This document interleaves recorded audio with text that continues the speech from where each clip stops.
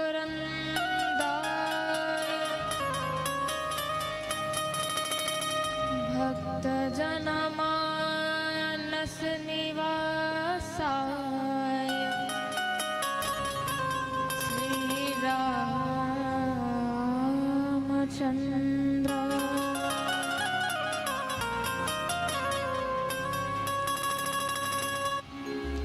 ध्येयं सदा परिभवग्न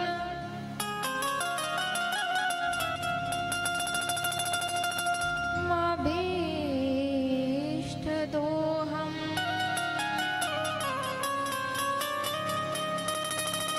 तीर्थास्पदं शिवविरञ्चितं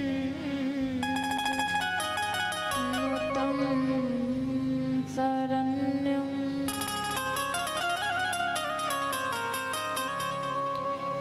भृत्यार्तिहं प्रणतपाल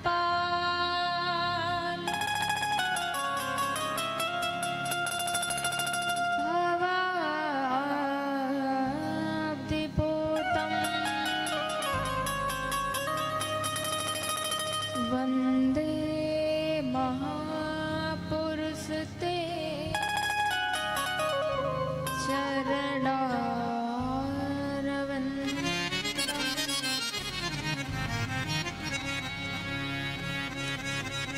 वंशी विभूषित कारा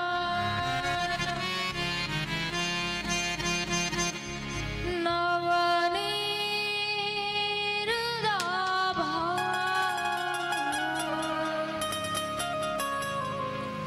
पीताम्बरादरुणबिम्ब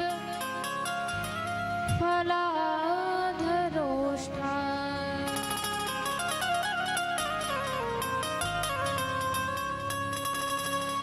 पूर्णेन्दु सुंदर मुखा दारवंद नेत्रा कृष्णात् परं किमपि तत्त्वमहं न जाने।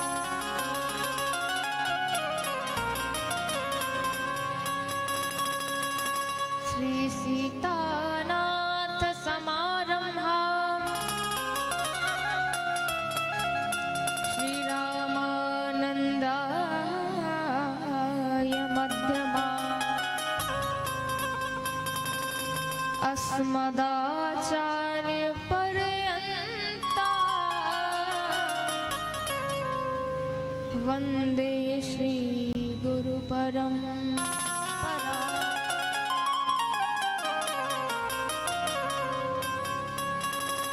गौरांगं रसमयं नित्यं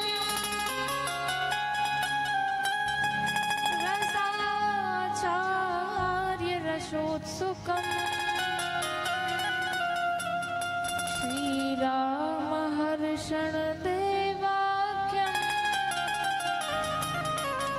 श्री सद्गुरु प्रणमाम्यहम्।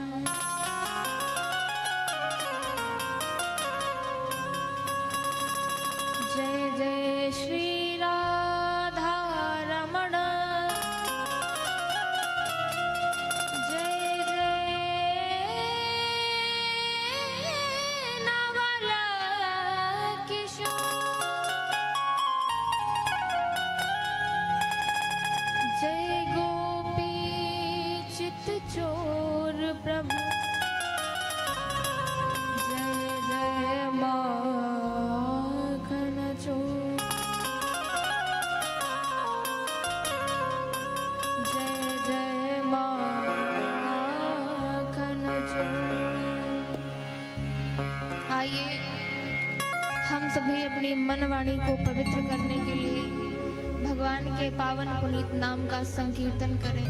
तत्पश्चात कथा में प्रवेश करें।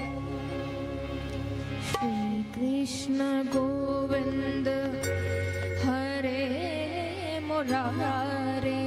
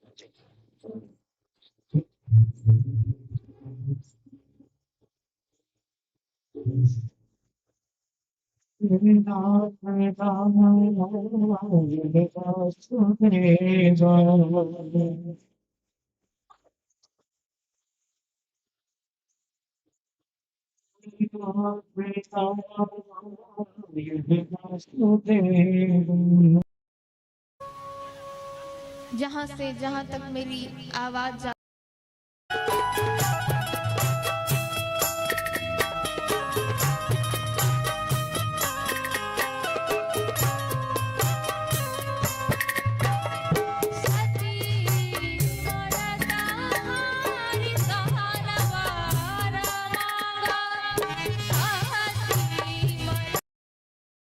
जब भी जितने भी माता सती ने भगवान राघवेंद्र सरकार से मांगा कि भगवान हे नाथ, मेरे जितने भी जन्म जन्म जन्म शिव पद अनुरागा, जन्म जन्मांतर तक मेरा मन चित्त शिव जी में ही लगा रहे। और माता सती ने अपने देह का त्याग कर दिया और वही माता सती पर्वतराज हिमांचल जी के गृह में प्रकट हुई और भोलेनाथ माता पार्वती से विवाह करते हैं। और आगे हम आप श्रवण करेंगे। मैत्री जी कहते हैं कि विदुर जी, मैंने मनु महाराज की 3 बेटियों का चरित्र सुनाया और अब आप पुत्र उत्तानपाद के वंश को सुनिए और उत्तानपाद के चरित्र को श्रवण कराने लगे। जाये उत्तानपादस्य सुरुचि सुरुचस्तयो सुरुचि प्रेयसी प्रत्युर नेतराय सुतो ध्रुवः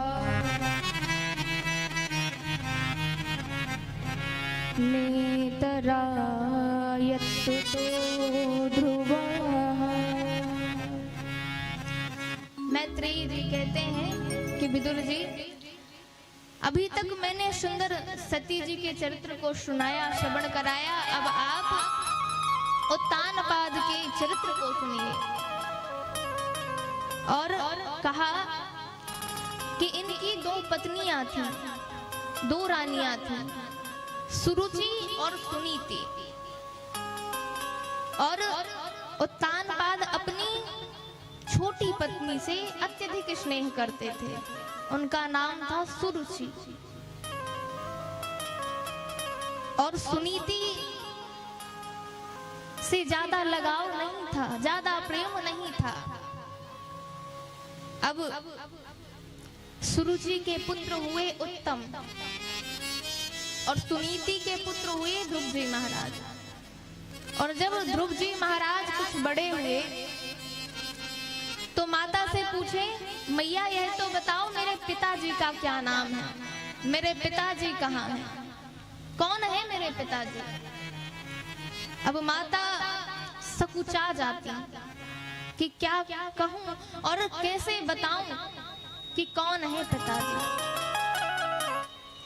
एक दिन ध्रुव जी महाराज खेल रहे थे और खेलते समय उन बालकों ने, उन मित्र मंडलियों ने कहा, अरे ध्रुव, सबके पिताजी देखो कितना लाड़ प्रेम करते हैं अपने पुत्र। ये तो जानता ही नहीं हूँ, मैं तो उनका नाम भी नहीं जानता कि वो कौन है मेरे पिताजी। सखाओं ने कहा, अरे ध्रुव, तुम्हें इतना नहीं पता कि तुम्हारे पिताजी कौन है? चलो हम बताते हैं कि तुम्हारे पिताजी कौन है। और ध्रुव जी महाराज को उन सखाओं ने जाकर उत्तानपाद जी के सिंहासन के सामने खड़ा कर दिया और कहा, ध्रुव, ये तुम्हारे पिताजी। और ध्रुव जी महाराज ने जब प्रणाम किया अपनी माता माता के नाम से लेकर, तो पूछा उत्तानपाद जी ने कि तुम सुनीति के पुत्र हो? बोले हाँ पिताजी, मैं सुनीति का पुत्र हूँ। और जैसे ही अपने पुत्र को सुना कि यह मेरा पुत्र है, वह अपने अंक से भर लेते हैं, हृदय से लगा लेते हैं। उनके नेत्र से आज अश्रुपात होने लगा। और महाराज जैसे ही सिंहासन में अपने गोद में ध्रुव जी महाराज को बिठाया है, उतने में ही सुरुचि आ गई। और सुरुचि आई तो गोद में से उतार दिया और कहा, अरे तुम्हारी हिम्मत कैसे हो गई कि अपने पिताजी के गोद में जाकर बैठो? कैसे तुम बैठ गए? और ना जाने कितने दुर्वचन कहे। और कहा, आज ध्रुव जी ने पूछा कि मैया आपने मुझे पिताजी की गोद से क्यों उतार दिया? तो उनकी माता ने कहा कि तुम अभी इस योग्य नहीं हो, तुम इस योग्य नहीं हो। जब तुम मेरे अंक से जन्म लोगे और मेरे पुत्र कहलाओगे, तब तुम पिताजी की गोद में बैठ सकते हो। तपसा राध्यम पुरुषम तस्यैवानुग्रहेण मे गर्भे त्वं साधयात्मानं यदीक्षसि नृपालनं यदीक्षसि नृपालनं। तब तुम अपने पिताजी की गोद में बैठ सकोगे। तो क्या करना पड़ेगा माता जी मुझे? तो माता जी ने कहा, जंगल में जाओ और भगवान का तप करो, और जब भगवान तुम्हारी तपस्या से प्रसन्न हो जाएं, तो तुम भगवान से वरदान मांगना। क्या मांगना? कि सुरुचि के गर्भ से भगवान मुझे जन्म देना, ताकि मैं इस राज्य सिंहासन पर बैठ सकूं। यह वरदान मांगना। और जैसे ही इस बात को सुना, माता के लिए सुरुचि ने ना जाने कितने दुर्वचन कहे। अब ध्रुव जी महाराज चल पड़े, रोते हुए जा रहे हैं। माता के पास गए, सुनीति जी के पास जब ध्रुव जी महाराज गए तो रोने लगे। माता ने अंक में भर लिया, पूछा कि अरे बेटा क्या हुआ, क्यों रो रहे हो, क्या बात है? मैंने इतना अधीर, इतना तो मैंने कभी नहीं देखा तुम्हें, ऐसा क्या हो गया कि तुम रो रहे हो? तो ध्रुव जी महाराज ने कहा, आज मेरी माता जी ने आपको अभागन कहा, आपको अभागन कहा, मुझे दुर्वचन कहे तो मैं तो सह गया, पर माता आपको दुर्भाग्य कहा। इस बात को मैं सह ना सका और कहा, मैं पिताजी की गोद में बैठा था, परंतु माता ने कहा कि जाओ तप करो, और जब भगवान प्रसन्न हो तो वरदान मांगना कि मेरे पुत्र के रूप में आओ, तभी तुम पिताजी की गोद में बैठ सकते हो। अब माता क्या कहे? छोटा सा बालक, नन्हा सा बालक। माता ने कहा, अरे ध्रुव, इसमें परेशान होने की क्या बात है? निराश होने की, रोने की क्या आवश्यकता है? इसमें रोने की आवश्यकता नहीं है। देखो ना, तुम इतने बड़े हो गए, मैंने कभी तुम्हारे पिताजी का नाम नहीं बता पाया, मैं कभी तुम्हारे पिताजी के दर्शन नहीं करा पाई, पर देखो तुम्हारी जो सुनीति सुरुचि माँ है, उन्होंने तुम्हें परम पिता परमात्मा का नाम बता दिया। उन्होंने तुम्हें परम परमात्मा पितामह का परिचय दे दिया और कहा, जाओ तुम तप करो। उनसे अच्छा कौन हो सकता है? तो माँ मुझे क्या करना चाहिए? तो सुनीति जी ने कहा कि पुत्र, जो तुम्हारी माँ ने आज्ञा दी है कि जाओ वन में तप करो, तो तुम्हें तप करना चाहिए।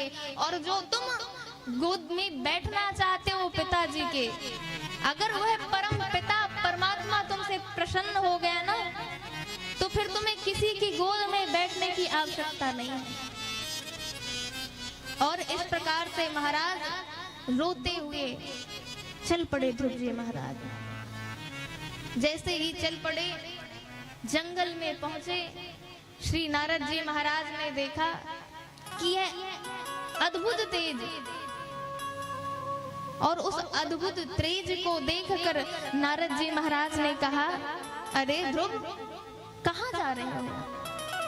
तो नारद जी महाराज से ध्रुव जी महाराज ने कहा कि भगवान, मैं भगवान की खोज में जा रहा हूँ, परम पिता की खोज में जा रहा हूँ।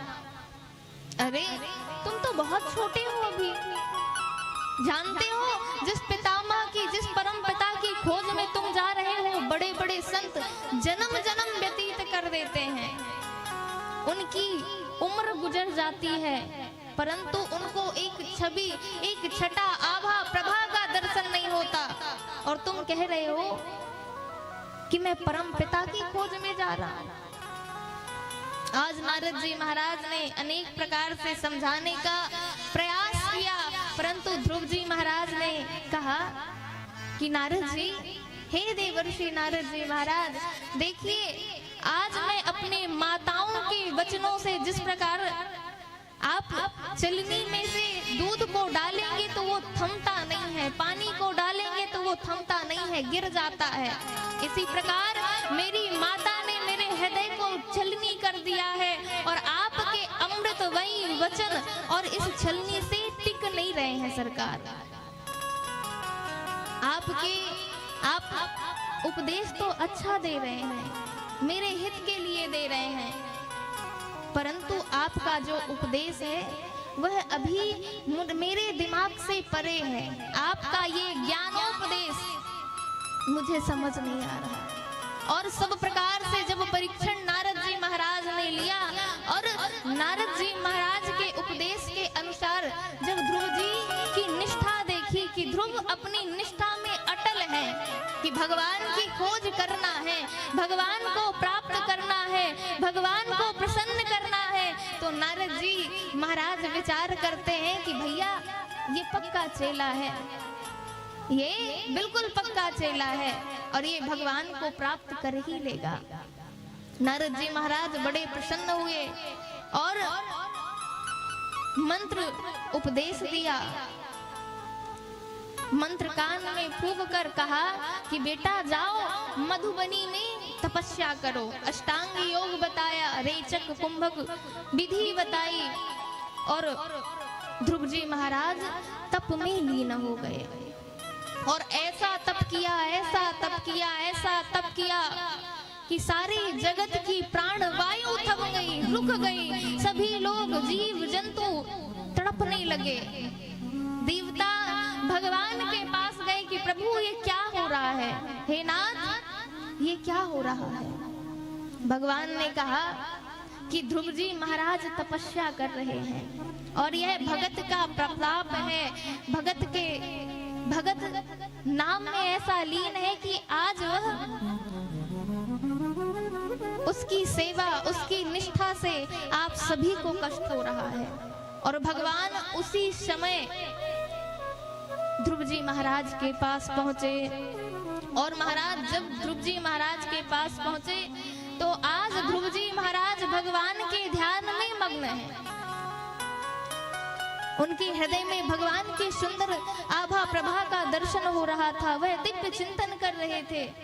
अब भगवान उनके समक्ष सामने खड़े हुए हैं, पर वह आंख बंद करके आसन में समाधिस्थ हैं, चिंतन में लीन हैं। अब भगवान ने उस आभा प्रभा को हृदय से जब ही ओझल किया, वह छटपटा गए, और जब ही आंखें खोली तो उनके सामने जो उनके हृदय में भगवान के सुंदर स्वरूप की झांकी वह देख रहे थे, वही समक्ष सामने देखा। और देखा तो देखते ही रह गए, निर्निमेष विधि से एकटक ही देखते रहे, और विचार करते हैं कि मैंने नारद जी से सब तो पूछ लिया, पर ये नहीं पूछा, अब मैं इतना पढ़ा लिखा तो हूं नहीं कि मैं स्तुति करने लगूं। अब मैंने नारद जी से यह नहीं पूछा, गुरु जी से यह नहीं पूछा कि जब प्रभु मुझे मिल जाएं तो मैं कैसे स्तुति करूंगा, ये मैं नहीं पूछ पाया। अब भगवान ध्रुव जी महाराज के विचारों को जब समझ गए तो ध्रुव जी महाराज के कपोल में शंखों का स्पर्श कराते हैं और ध्रुव जी महाराज उसी समय भगवान की स्तुति करने लगे। और स्तुति में क्या कहते हैं, नैवं विदामो भगवन प्राणरोधम। हे नाथ, हमारी जो इंद्रियों में बल है ना, वह आपसे है। हे भगवान, पंच ज्ञानेंद्रिया, पंच कर्मेंद्रिया, इसमें जो शक्ति है वह आपकी है। अग्नि का जो तेज है सरकार, वह आपसे है। और बहुत ही सुंदर स्तुति की है, मूकं करोति वाचालं पंगुं लंघयते गिरिं यत्र पातमहं वन्दे परमानन्दमान्। आज महाराज श्री ध्रुव जी महाराज को कुछ भी नहीं आता था, परंतु हरि की कृपा देखिए कि एक मूक व्यक्ति भी भगवान का भजन करने लगे तो मूक व्यक्ति भी वाचाल बन जाता है। मूकम करोति वाचालम। इस प्रकार से मैत्रेय जी ने विदुर जी महाराज को ध्रुव जी का चरित्र सुनाया है और ध्रुव जी महाराज अटल भगवान के विश्वास में, और कहते हैं अब जो कुछ भी हो, अब जो कुछ भी हो, मेरा जीवन भगवानमय हो। अपने रूठ जाएं, परंतु चाहे मेरी बदनामी हो जाए पर भगवान न रूठे। तो क्या कहते हैं, अपने सब रूठे सुंदर की मैंने करती बुलाई, अपने सब रूठे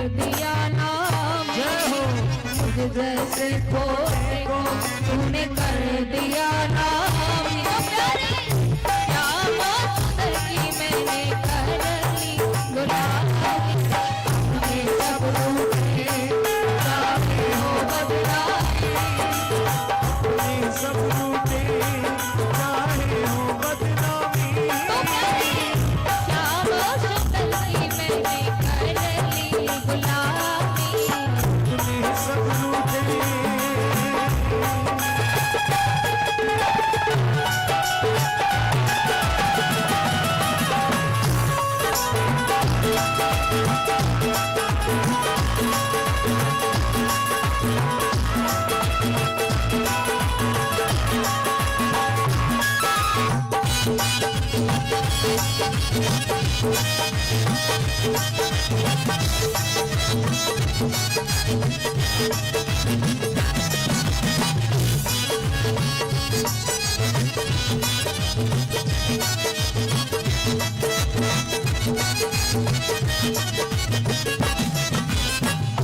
नाथ, मुझसे संस्कार हो जाए तो मुझे कोई दिक्कत नहीं है, और मैं नहीं जानता कि मैं ये पाप कर रहा हूँ कि मैं पुण्य कर रहा हूँ। पाप पुण्य में कितना जानूं, पाप पुण्य में कितना जानूं, भला बुरा मैं ना पहचानूं, भला बुरा मैं ना पहचानूं। मुझे क्षमा करना, ओ मुझे क्षमा करना, मुझ में हो जो खामी, मुझे क्षमा करना, मुझ में हो जो खामी। तो प्यारे श्याम सुंदर की मैंने कर ली गुलामी। अपने सब रूठे पर भी वह अपने अटल विचार को उन्होंने छोड़ा नहीं। उनका विश्वास, उनकी निष्ठा, उनके माता ने कह दिया कि तुम्हें परमात्मा मिलेंगे, तो हमें भी इतना विश्वास होना चाहिए अपने माता पिता के वचनों में। देखिए ये प्रसंग कितनी सुंदर सीख देता है कि आज ध्रुव जी महाराज को कितना विश्वास था, तो क्या आज हम इस बात को इस युग में अपने ऊपर लागू करें, तो क्या हमें भी अपने माता पिता के वचनों पर विश्वास है? आज युवा यंगस्टर्स से यही प्रश्न है मेरा कि भैया देखो, कथा प्रसंग, ये एक अध्यात्म लाइन हमारे सद्गंध, ये महापुराण बताती है कि हमें किस रास्ते पे चलना है, क्या करना चाहिए, क्या नहीं करना चाहिए, ये सीख देती है। ऐसा नहीं कि हम भगवान का भजन करने लगे तो वैराग्यवान बन जाएं तभी हम भगवान का भजन कर सकते हैं, ऐसा नहीं है। और आज के युग में जो भजन करता है तो एक विचारधारा बन जाती है, एक मानसिकता बन जाती है कि भाई ये तो बाबा जी बनेगा, ये बाबा जी बनेगा, ये त्याग, ये विरक्ति ले लेगा। सब कुछ छोड़ देना भक्ति नहीं है। अध्यात्म से जुड़ जाना, और जब अध्यात्म से आप जुड़ जाओगे, अपने सद्ग्रंथों से आप जुड़ जाओगे, तो आपके जीवन में आपकी मूलभूत इकाइयां क्या हैं, ये हमारे सद्ग्रंथ बताते हैं।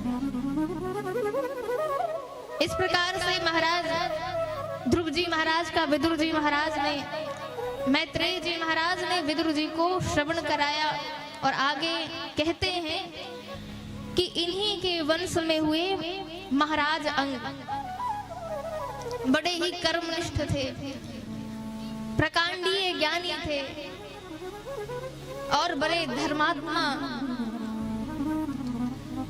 सेवकों के नायक थे। महाराज जब इनकी निष्ठा को देखा और जब इनका पुत्र हुआ बेन, और जब बेन को गद्दी मिली और उसने ऐसा पापाचार अत्याचार किया कि सब धर्म कर्म में मानो ऐसा बैन लगा दिया हो। उसने कहा कि कोई परमात्मा नहीं है, राजा ही परमात्मा है, राजा ही सब कुछ है। सब धर्म कर्म में उसने बैन लगा दिया। अब महाराज जब पापाचार बढ़ने लगा तो ये जो पृथ्वी मैया है वह अपने सारे रत्नों को गर्भ में अवस्थित कर लेती हैं। अब सारी प्रजाजन भूखों मरने लगी और संतों महंतों के पास गई। महात्माओं ने महाराज वेन को समझाया कि भैया देखो ऐसा ना करो, प्रजा भूखों मर रही है, इतना पापाचार अत्याचार मत करो, परमात्मा है और परमात्मा से डरो। परंतु वे ना माने। महात्मा जी ने समझाने का बहुत प्रयास किया, प्रयत्न किया, पर राजा बेन जब नहीं माने तब महात्माओं ने जोर की हुंकार की और महाराज वेन समाप्त हो गए, गिर गए, उनकी मृत्यु हो गई। अब महात्माओं ने विचार किया कि हम तो इनको समझाने के लिए आए थे, हमारा प्रयत्न यह था कि हम इनको समझाएं और इनके समझ में बात आए, और जो यह ऐसा राज्य चला रहे हैं तो कर्म निष्ठ होकर वह धर्म में अपना राज्य चलाएं। परंतु हमने तो क्या किया, आए थे सुधारने, पर हमने तो इनको सुधार दिया, ये तो सुधार ही गए, अब क्या किया जाए। महात्माओं ने विचार किया कि अब महाराज वेन का मंथन किया जाए, उस राख का मंथन किया जाए। और जब महाराज वेन का मंथन किया गया, उससे निकला निषाद। तो महात्माओं ने कहा, जब निषाद ने कहा कि मैं क्या करूं, महात्माओं ने कहा कुछ नहीं करना है, बस चुपचाप शांत बैठ जाओ। पुनः मंथन किया तो महाराज पृथु प्रकट हुए, भगवान के रूप में महाराज पृथु प्रकट हुए। बोलिए पृथु भगवान की जय। महाराज पृथु जब प्रकट हुए, उन्होंने अनेक प्रकार के यज्ञ किए हैं। जो पृथ्वी मैया अपने वैभव को, अपने रत्नों को अपने अंक में छिपा कर रखी थी, आज यज्ञ होने से वह पृथ्वी को समतल करते हैं। और जो प्रजाजन भूखों मर रही थी, उनको खाने को अन्न मिला, भोजन मिला। अब महाराज अनेकों प्रकार से पृथु महाराज यज्ञ करने लगे। अब देवराज इंद्र को बड़ी समस्या होने लगी। वह विचार करते तो कि कहीं ऐसा ना हो जाए कि इतना यज्ञ कर ले, इतना यज्ञ कर ले कि मेरा इंद्रासन ही मांग ले। तो यज्ञ के घोड़े ही चुरा लिए। तो पृथु महाराज ने कहा कि मैं इसे मार दूंगा। तो महात्माओं ने कहा कि आपको मारने की जरूरत नहीं है, आप जिस यज्ञ को कर रहे हैं, इस यज्ञ में हम देवताओं का आवाहन करेंगे, और आप अगर कह दें तो हम इस यज्ञ में ही उनको स्वाहा कर देते हैं। पृथु महाराज ने कहा बिल्कुल, हम तो यही चाहते हैं कि स्वाहा ही कर दो। तो महाराज अब महात्मा जी लोग मंत्र उच्चारण करने लगे, और इंद्र देवता सारे के सारे देवता, देवराज इंद्र सभी मंत्र के वश में होकर खिंचे चले आए। ब्रह्मा जी प्रकट हो गए कि भैया देखो, ऐसा ना करो, ये गड़बड़ काम मत करो। और ब्रह्मा जी के समझाने पर पृथु जी माने। और जब पृथु जी महाराज का यह स्वभाव देखा तो भगवान नारायण प्रकट हो गए। भगवान नारायण प्रकटे और कहा कि पृथु जी महाराज, मैं आपसे प्रसन्न हूँ, आप मांगो, क्या मांगना चाहते हो, आपको क्या चाहिए। तो पृथु जी महाराज ने कहा, सरकार ममात्मांतर हृदयान मुख मुझ तो विवश करना, मुझे 10,000 कर्ण दीजिए। अर्थात जब कहा कि 10,000 कान दीजिए, तो भगवान मुस्कुराने लगे। कहा कि अभी तक मैंने इतने भक्त देखे, किसी ने मकान मांगा, किसी ने दुकान मांगा, किसी ने रुपए मांगे, किसी ने पैसे मांगे, और किसी ने कुछ मांगा, पर आपको मैं पहला भक्त देख रहा हूँ कि आप 10,000 कान मांग रहे हैं। क्या करेंगे इन कानों का।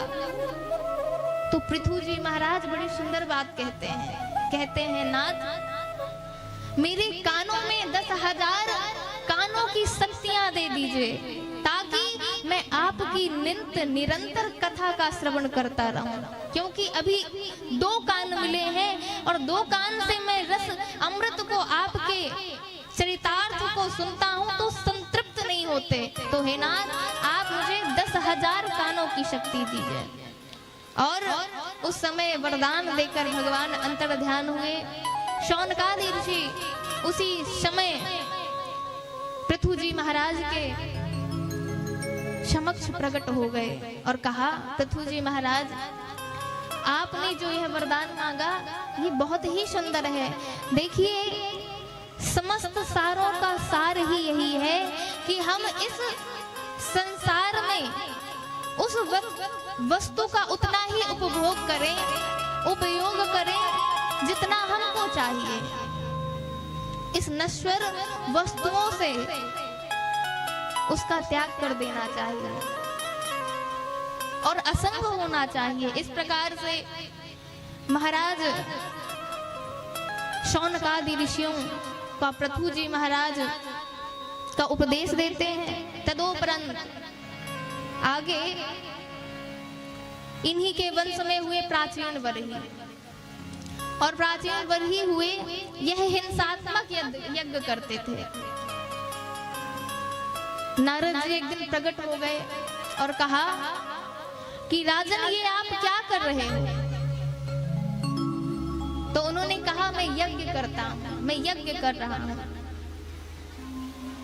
तो नारद जी महाराज ने कहा, आप इस यज्ञ में पशुओं की बलि देते हैं, तो ये आप कैसा यज्ञ कर रहे हैं?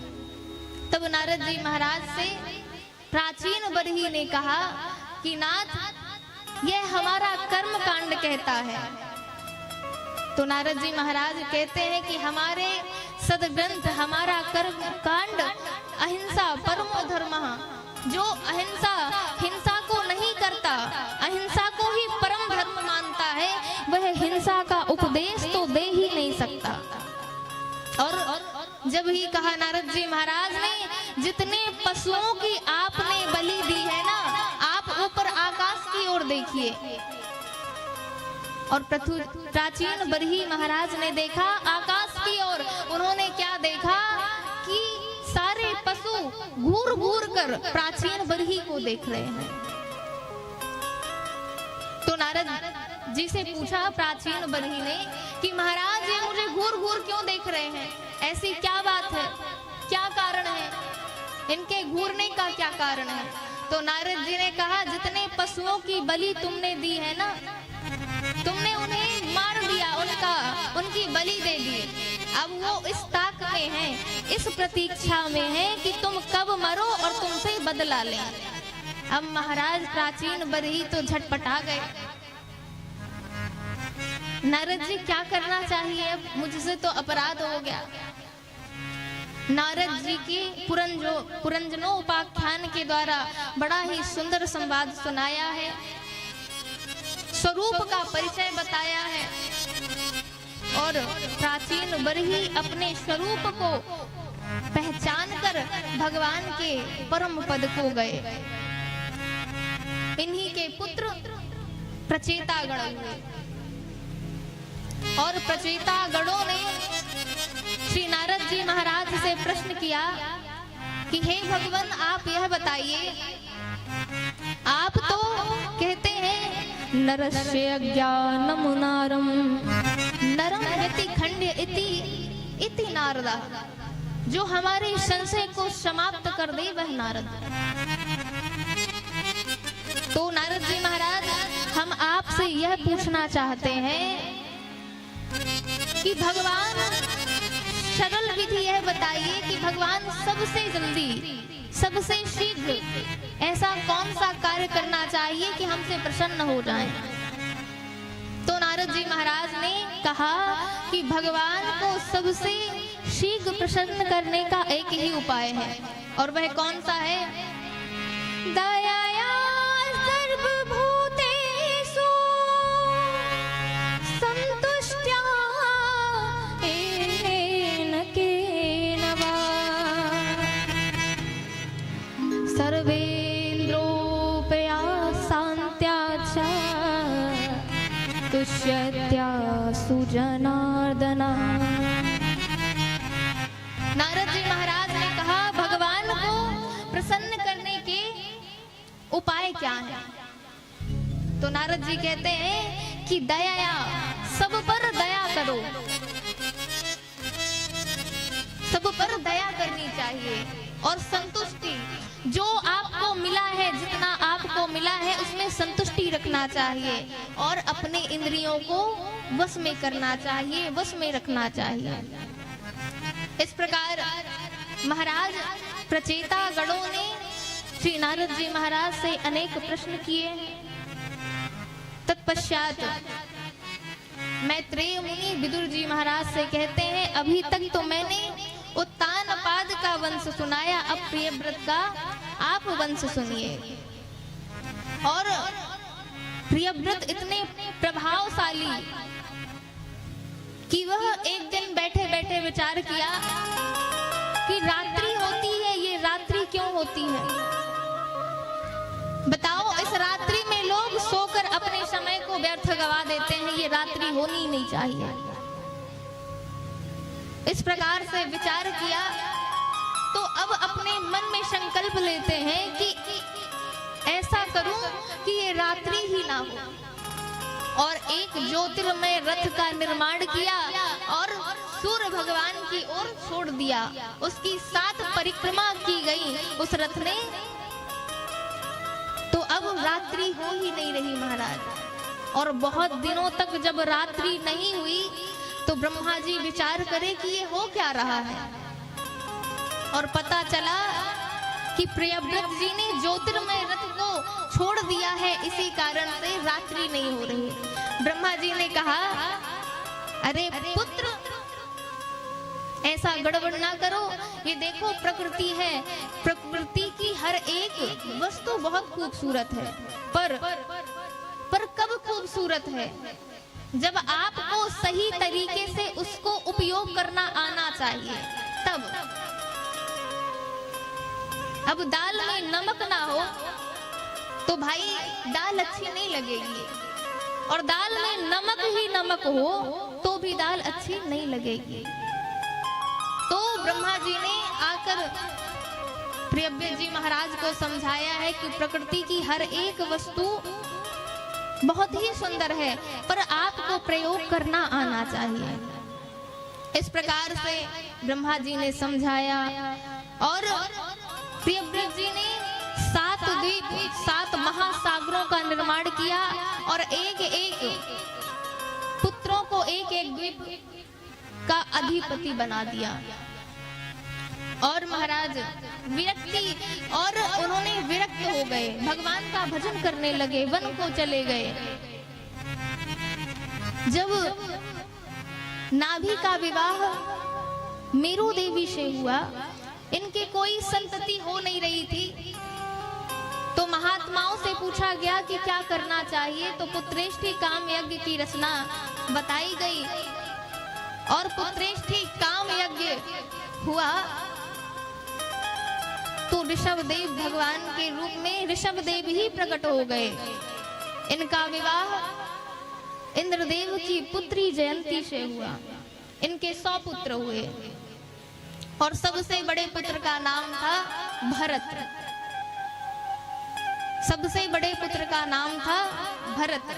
आज हम सभी को भगवान का जन्मोत्सव भी मनाना है, तो आइए हम इस प्रसंग को प्रणाम करते हुए आगे की कथा प्रसंगों को श्रवण करते हैं। अब मैत्रेय मुनि पूछते हैं, बतलाते हैं विदुर जी से कि विदुर जी, अब परीक्षित जी ने कहा, हे महामुनि सुखदेव जी, आप यह बताइए कि ये भूगोल खगोल के बारे में।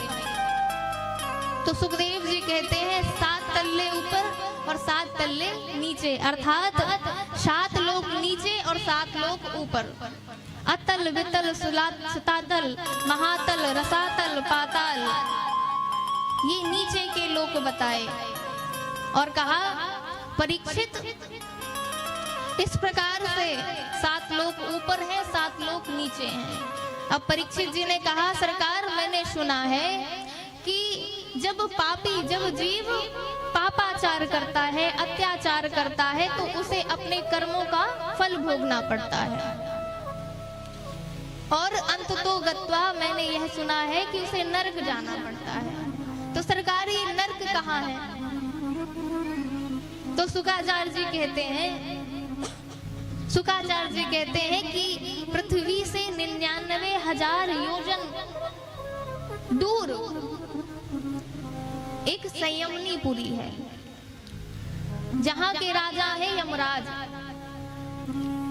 वो जितने भी दुराचारी, पापाचारी, जो भी जीव जैसे भी कर्म करता है, उसे नरक में उस यातना को भोगना पड़ता है।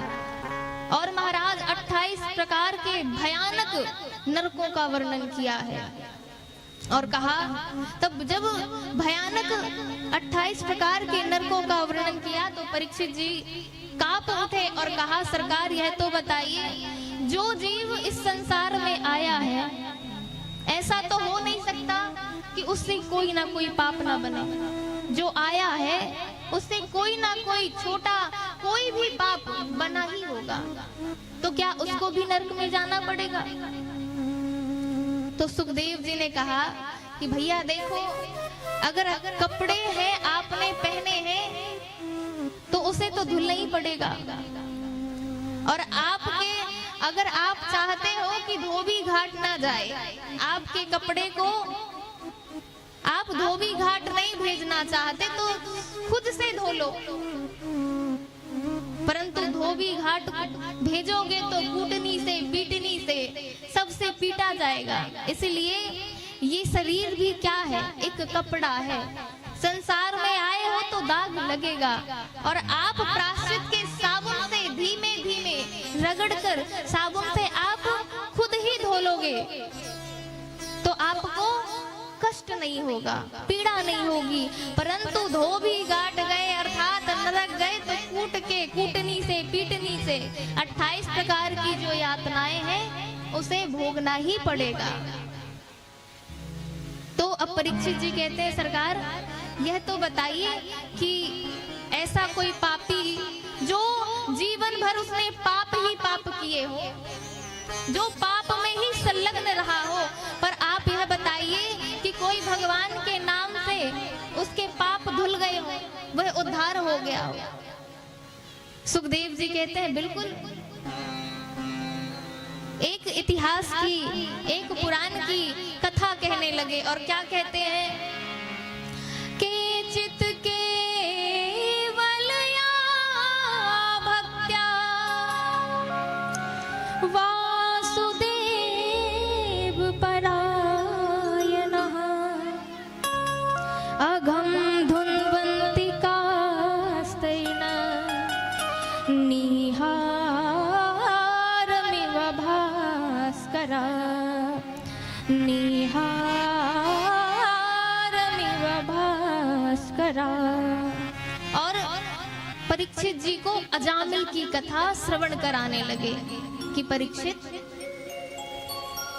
ये जो अजामिल था ना, यह ब्राह्मण पुत्र था, परंतु एक दिन शमिधा बीनने के लिए गया और 2 पशुओं का समामेलन देखा, उनको काम क्रीड़ा में देखा, रत देखा, तो उनके मन में प्रबल कामना जाग उठी और वह घर आए। फिर जब वह दोबारा समिधा बीनने के लिए गए तो उनको एक गणिका मिली, और जब गणिका को देखा तो उसी के साथ रहने लगे। अब महाराज जब गणिका को घर में लेकर गए अजामिल, तो घरवासियों ने भी भगा दिया। अब कहीं आश्रम बनाकर, घर बनाकर अजामिल अपनी पत्नी के साथ रहने लगे। और जब ही रहने लगे तो एक महात्मा जी ने एक दिन कृपा की और कहा, भूख लगी है, भिक्षा दे दो। तो अजामिल की जो पत्नी थी वह भिक्षा महामुनि संत को दिया उन्होंने, और जैसे ही दिया तो महामुनि संत जो थे वह प्रसन्न हो गए और कहा कि बेटी, मैं तुमसे बहुत प्रसन्न हूँ और मैं चाहता हूँ कि तुम अभी गर्भवती हो, और जब आपका गर्भ हो तो आप इसका नाम नारायण रखना। अब महाराज समय व्यतीत हुआ और वह बालक जन्म लिया, तो उनकी माता ने क्या नाम रखा? नारायण। अब अजामिल अपने छोटे पुत्र से अत्यधिक प्रेम करता था। वह लाड़ प्रेम में नारायण बेटा, नारायण ठहराओ, बेटा नारायण भोजन कर लो। वह दिन रात नारायण नारायण नारायण। तो उस नारायण के नाम से भगवान का नाम जप होने लगा। अब महाराज एक दिन अजामिल को दूत लेने आए। कौन दूत? यम के दूत लेने आए। और जब यम के दूत लेने आए, बड़े भयानक काले कलूटे थे। अब जब ही यम के दूतों को देखा तो आज अजामिल डर गया, भयभीत हो गया और कहा, बेटा नारायण बचाओ मुझे, बेटा नारायण बचाओ मुझे। और जब ही ऐसा पुकारा तो भगवान के पार्षद आज अजामिल के पास आ गए और उन्होंने कहा कि आज भगवान का भक्त कहीं ना कहीं परेशान है, ऐसी परिस्थिति में फंसा हुआ है, हमें उसकी मदद करना चाहिए, सहायता करना चाहिए। इसलिए अजामिल के पास भगवान के पार्षद पहुंच गए। क्या देखा कि यम के दूत काले कलूटे यम पास में बांधे हुए हैं अजामिल को। और जब भगवान के पार्षदों ने देखा तो एक धक्का मारा और यम के दूत दूर गिरे। अब यम के दूतों ने पूछा, भाई तुम ये चमकीले धमकीले कपड़ों को पहने हुए कौन हो और तुमने हमें धक्का क्यों मारा? तुमने हमें धक्का क्यों मारा? कौन हो तुम? तो उन पार्षदों ने कहा कि हम भगवान के दूत हैं, हम अजामिल के लिए आए हैं। बोले क्यों आए हो? बोले इसने नारायण नाम उच्चारण किया, इसलिए हम इधर आए हैं। अच्छा, आपको सरकार कोई भूल हो गई है, ये नारायण का नाम नहीं ले रहा था, ये तो अपने पुत्र का नाम ले रहा था। इसके छोटे पुत्र का नाम नारायण है। इसीलिए जब ये आपके भयानक स्वरूप को देखा तो भयभीत होकर कहा, बेटा नारायण मुझे बचाओ। तो ये इसके पुत्र का नाम है। आप भ्रमित ना हो, भ्रम में ना पड़े कि ये नारायण का नाम बुला रहा है, उच्चारण कर रहा है। अब दूतों ने कहा, भगवान के पार्षदों ने कहा, देखो भैया, आज जो अजामिल का पुत्र है ना, वह कितने वर्ष का होगा? 4 वर्ष का होगा। और जो इसका नाम है, जो हमारे प्रभु का मूल नाम है, वह तो अनंत अनंत युगों से चला आ रहा है। तो मूल किसका नाम माना जाएगा? अजामिल के पुत्र का या भगवान का? तो दूतों ने कहा, हम कुछ नहीं जानते, यह पापी है, यह अत्याचारी है, हम इसके खिलाफ वारंट लेकर आए हैं, हम तो इसको लेकर जाएंगे। और महाराज जैसे ही अजामिल को पकड़ने की कोशिश की तो ऐसा पीटा, ऐसा पीटा, ऐसा पीटा कि उनको ना चाहते हुए भी अजामिल को छोड़कर भागना पड़ा। और इधर भगवान के पार्षद भी यहाँ से अंतर्ध्यान हो गए। जब अंतर्ध्यान हो गए तो अजामिल ने विचार किया, भाई कुछ तो बात है, ये दोनों जो लड़ रहे थे, एक भगवान के पार्षद और एक यम के दूत, बात तो मेरी ही चल रही थी। तो कहीं ना कहीं मुझे एक अवसर मिला है भगवान का भजन करने का, मुझे कहीं ना कहीं एक अवसर मिला है भगवान के भजन करने का। और महाराज अजामिल भगवान का भजन करने लगे और भगवत धाम को गए। इधर यमराज के पार्षदों ने कहा, अपना नाम पास फेंक दिया और कहा, हमको अब ये नौकरी नहीं करनी है, अब हमको आपकी ये नौकरी नहीं करनी है, हमने खूब कर ली। तो अब यमराज ने पूछा, क्यों नहीं करनी? तो कहा, सरकार हम उस पापी के खिलाफ, अजामिल के खिलाफ आपसे वारंट लेके गए थे कि इसको लेकर आना है, परंतु हुआ क्या? भगवान के 2 पार्षदों ने इतना पीटा, इतना पीटा, इतना पीटा और हमको ना चाहते हुए भी आना पड़ा। अच्छा, तो जैसे ही नारायण नाम सुना तो यमराज ने मुंह में हाथ रख दिया और कहा कि देखो, ये जो नरकपुरी है ना, यमपुरी है ना, तुम तो इस व्यवसाय को ही बंद करवा दोगे, यहाँ घोर पापी हैं। ये भगवान के पावन पुनीत नाम का जब उच्चारण सुनेंगे तो सब उद्धार हो जाएंगे और भगवत धाम को चले जाएंगे। तो पार्षदों ने उन यमदूतों ने पूछा कि भगवान आप यह तो बताइए कि भगवान के नाम का क्या चमत्कार है। यमराज मुस्कुराने लगे और कहा कि इतना पिटने के बाद भी अब तुम्हें समझ नहीं आया कि क्या चमत्कार है। तुम्हें इतना पीटा भगवान के पार्षदों ने, अभी भी तुमको पिटने के बाद भगवान के नाम का चमत्कार तुम अभी भी नहीं जान पाए। अरे राम राम राम राम। तो सरकार यह बताइए कि अगर हमारी नौकरी पक्की है, हमको नौकरी करवाना हो, तो आप ये बताइए कि हम किसको लेने जाएं और किसको लेने ना जाएं। तब यमराज कहते हैं कि भैया तुम किसको लेने जाओ। जिह्वा भक्ति भगवत गुण नामधेयम् चेतस्मै स्मरन्ति न तच्चरणारविन्दम् कृष्णाय नो नमति शिरये कदापि तानानेध्वं कृत विष्णु प्रत्या। जिनका मस्तक संतों के पुरुषों के चरणों में न झुकता हो उनको लेने जाओ। जिनकी जिह्वा से भगवान का भजन ना हो रहा हो दूतों तुम उनको लेने जाओ। इस प्रकार से यमराज ने दूतों को समझाया है कि भैया, और दूतों के माध्यम से हम आप सभी को यह मैत्रेय जी समझाते हैं कि हमें क्या करना चाहिए और क्या नहीं करना चाहिए।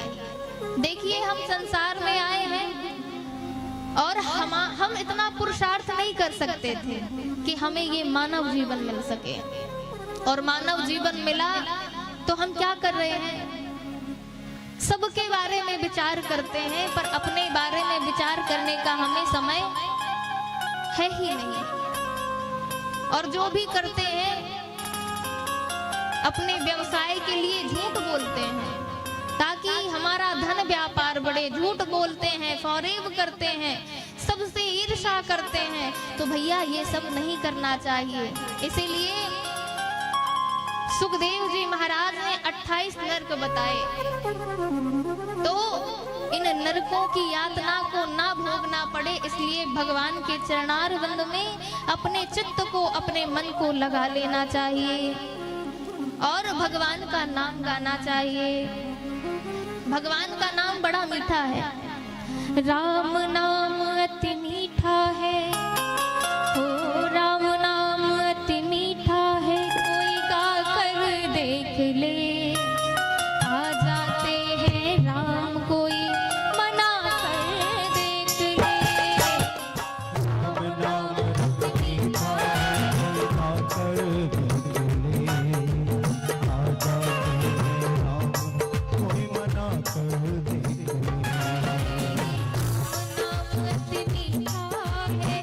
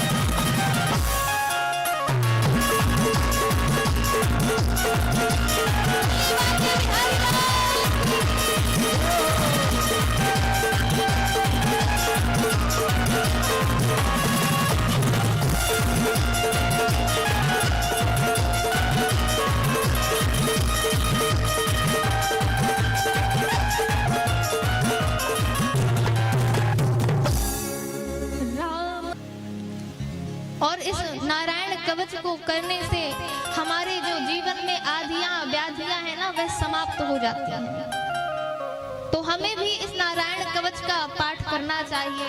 परंतु कभी कभी कोई ऐसे भी प्रश्न करता है, देवी जी हमें तो संस्कृत पढ़नी आती नहीं, तो हम क्या करें? तो भैया देखो, हमें इंग्लिश पढ़नी आती है, पर हमें अपनी मातृभाषा हिंदी नहीं आती, हमें संस्कृत बोलना नहीं आता। परंतु ऐसी कोशिश करना चाहिए कि हम अपने मातृभाषा से, देव भाषा से जुड़ें, क्योंकि अनेक धर्मों को देख लो, छोटे छोटे से बच्चे बाइबल कुरान पढ़ते हैं, पर हम अपनी देव भाषा संस्कृत को नहीं जानते, हमें पढ़ना नहीं आता। इसलिए हमें अपनी मातृभाषा देव भाषा को जानना चाहिए, पढ़ना चाहिए, सीखना चाहिए। तो महाराज विश्वरूप ने क्या किया? अब असुरों के मामा लगते थे विश्वरूप, तो देवराज इंद्र की शक्ति को बढ़ाने के लिए वह आहुति तो यज्ञ में दे ही रहे थे, परंतु धीरे से असुरों के लिए भी एक आहुति दे रहे थे। और जब देवराज इंद्र को पता चला कि ये असुरों की भी शक्ति को प्रबल कर रहे हैं, तो देवराज इंद्र ने सर काट दिया और इनका वध कर दिया। अब महाराज देवराज इंद्र को ब्रह्म हत्या लग गई, और जब ब्रह्म हत्या लगी तो उस ब्रह्म हत्या को 4 रूपों में विभाजित किया गया। कौन कौन से रूपों में विभाजित किया गया? पृथ्वी को ऊसर भूमि के रूप में, वृक्ष को गोंद के रूप में, और स्त्रियों को रजस्वला के रूप में, और महाराज जल को झाग के रूप में। जब ब्रह्म हत्या लगी तो इन 4 भागों में ब्रह्म हत्या को विभाजित कर दिया गया। और आगे अब विश्वरूप के पिताजी थे त्वष्टा मुनि। त्वष्टा मुनि को जब पता चला कि मेरे पुत्र को देवराज इंद्र ने समाप्त कर दिया है, वध कर दिया है, तो त्वष्टा मुनि क्रोधित होकर जल उठे और कहा, देवराज इंद्र ने मेरे पुत्र को मार दिया, और यज्ञ करने लगे। मंत्र की त्रुटि से वृत्तासुर प्रकट हो गया। वृत्तासुर प्रकट हुआ तो पूछा, हे महात्मन, हे महामुनि, मैं क्या करूं?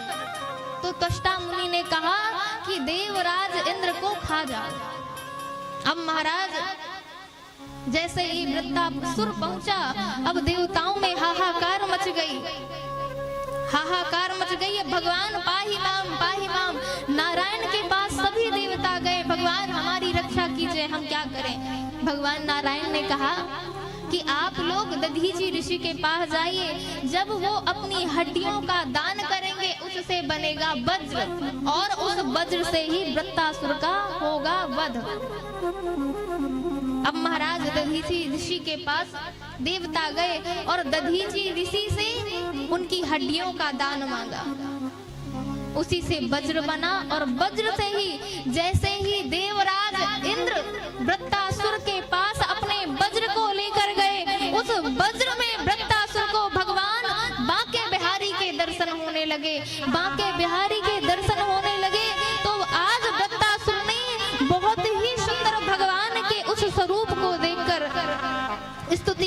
लगा। क्या करता है, कैसे स्तुति करता है? अहम हरे तब पादैक रूप दासानुदासो भवतास्मि भूया। अहम हरे तब पादैक मूल दासानुदासो भवतास्मि भूया। मनः स्मृत सुपते गुणासे रडित वाकर्म करो तुकारा। रडित वाकर्म सिद्धि रपुनर्भवं समस्त सत्वा विरहैयकांते।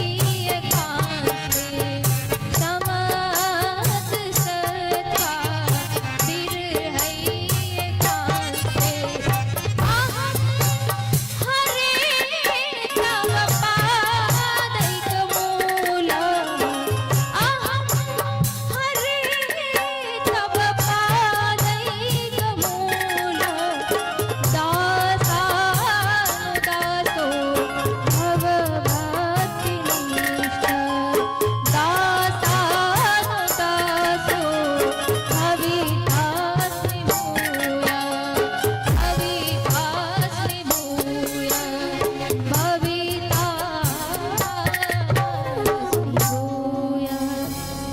भोली बाके बिहारी लाल की। आज वृत्तासुर को वज्र में बाके बिहारी के दर्शन होने लगे। बाके बिहारी की छवि आभा प्रभा को देखकर भगवान की स्तुति करने लगा और क्या कहता है? अहम हरे तब पादैक मूल दासानुदासो भवतास्मि भूयः। हे नाथ, आप मुझ पर ऐसी कृपा करिए। क्यों? मेरे अंदर ऐसी सामर्थ्यता नहीं है कि मैं आपका दर्शन पा सकूं। पर हे नाथ, आप मुझे, जो आपके दर्शन कर रहा है, जो आपके दर्शन करता है, आप मुझको उसकी सन्निधि या उससे आप जोड़ दीजिए। कैसे? जैसे किसी को करंट लग जाए और उस करंट जिसको लगा है आप उसको पकड़ लेंगे तो आपको भी उतना ही करंट लगेगा। ठीक ऐसे ही आज वृत्तासुर कह रहा है, हे नाथ, जो आपके चरणों को स्पर्श किया है, जो आपके पादार विंद में रति रखता हो, सरकार उसकी सन्निधि दिला दीजिए। सरकार उससे मुझे जोड़ दीजिए। हे नाथ, मन क्रम वचन से मैं आपका नाम गुण गाऊं। और कहता है सरकार, न नाक पृष्ठम न च परमेष्ठ्यम न सार्वभौमं न रसाधिपत्यम। न नाक पृष्ठम, मुझे कुछ नहीं चाहिए, ना मुझे अर्थ चाहिए, ना काम चाहिए, ना मोक्ष चाहिए, ना सार्वभौम चाहिए। हे नाथ, मुझे क्या चाहिए? न योग सिद्धिर, ना ही मुझे सिद्धि चाहिए। मैं तो आपके विरह में सरकार, जिस प्रकार एक गाय का बछड़ा जैसे अपनी माँ के लिए झटपटाता रहता है, वैसे ही मैं आपके वियोग में, आपके प्रेम में सरकार झटपटाता रहूं। और कहता है, वृत्तासुर ने कहा कि नाथ, जिस प्रकार एक प्रेयसी अपने विरह के, अपने प्रियतम के विरह में विरह करती रहती है, हे नाथ, आप मुझे वैसा ही विरह प्रदान करें। और मैं जहां भी जन्म लूं, जहां भी मेरा जन्म हो, ममोत्तमो श्लोक जनेषु सख्या संसार चक्रे भ्रमतः स्वकर्मभिः। त्वन्मायया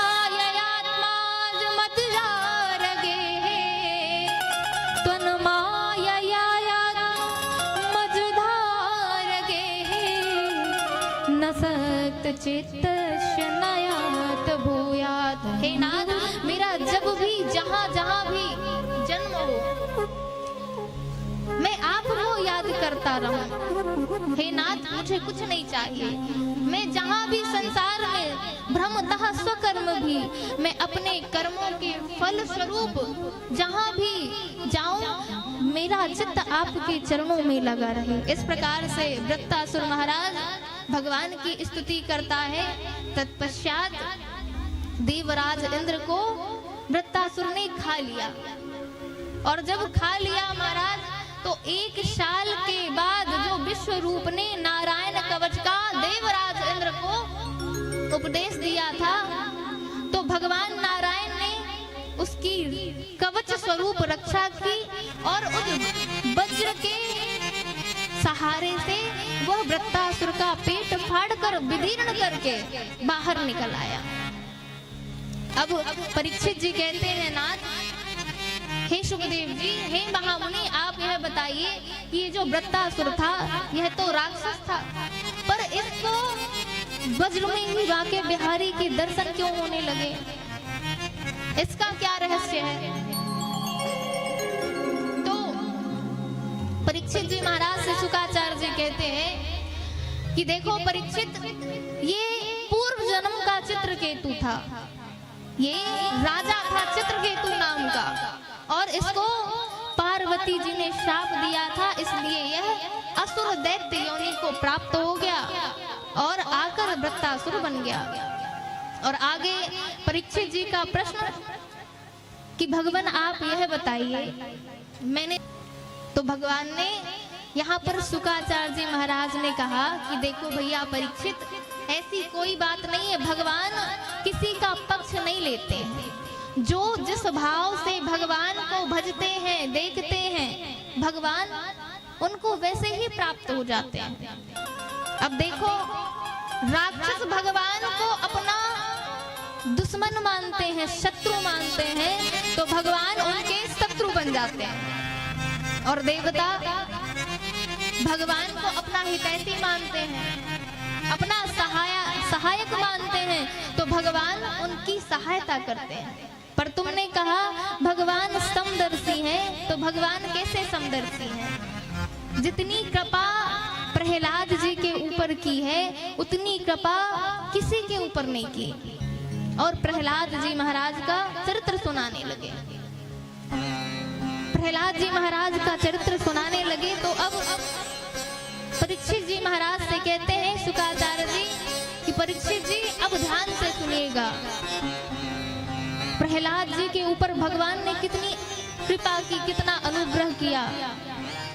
जब हिरण्यकश्यपु ने घनघोर तप किया, जब घनघोर तप किया तो ब्रह्मा जी प्रकट हो गए।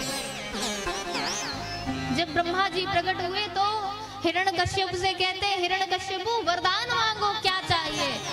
तो हिरण्यकश्यपु कहता है, ना मैं दिन में मरूं, ना मैं रात में मरूं, ना मैं देव से मरूं, ना मैं नर से मरूं, और 12 महीने में किसी भी दिन ना मरूं। ब्रह्मा जी ने प्रदान कर दिए। अब हिरण्यकश्यपु महाराज अब स्वयं को ही भगवान समझने लगा कि मैं ही हूँ भगवान। इसके 4 पुत्र हुए, अहलाद, अनलाद, सहलाद और प्रहलाद। ये बालक जन्म लिए और कुछ कुमारावस्था में आए तो महाराज विद्यालय भेज दिया गया, गुरुकुल भेज दिया गया, जहाँ के प्रचार थे संडा अमृत जी। ये कूटनीति, भेद नीति सब पढ़ाते थे। परंतु एक बार की बात है, अब हिरण्यकश्यपु विद्यालय पहुंच